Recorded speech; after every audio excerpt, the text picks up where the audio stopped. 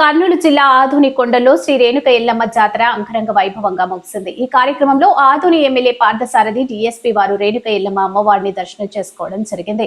అలాగే ఆలయ ధర్మకర్తలు ఆదోని సీఐలకు మరియు ఎస్ఐలకు సన్మానం చేశారు. ఈ కార్యక్రమంలో ఆదోని ఎమ్మెల్యే మాట్లాడుతూ ఆదోని ఎల్లమ్మ కొండకు వచ్చే రహదారి మరియు ఎక్కడ నీటి వసతి చాలా ఇబ్బందికరంగా ఉంది. వచ్చే సంవత్సరం లోపల ఆ పనులన్నీ పూర్తి చేస్తానంటూ ఆదోని ఎమ్మెల్యే పార్థసారథి తెలిపారు. అదేవిధంగా శ్రీ రేణుక ఎల్లమ్మ జాతర భారీ పోలీస్ బందోబస్తు ఎస్ఐలు సిఐలు తదితర పోలీసు బృందం చేశారు.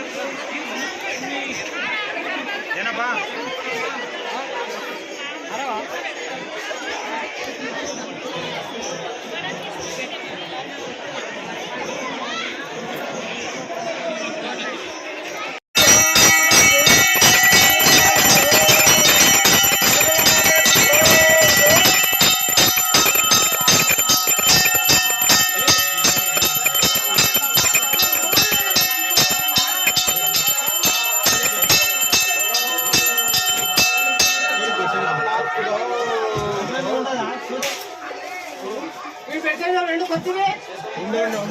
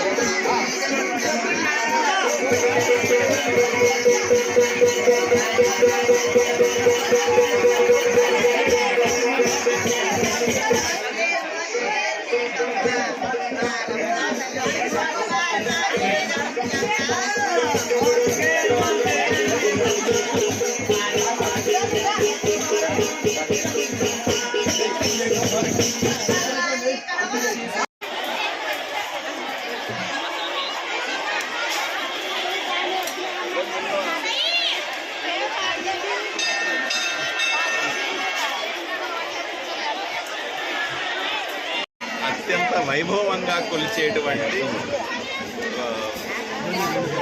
ఆదోని రేణుకా ఎల్లమ్మ జాతర 4వ మంగళవారం చిట్ట చివరి మంగళవారం అత్యంత వైభవంగా ఇక్కడ జరుగుతూ ఉంది.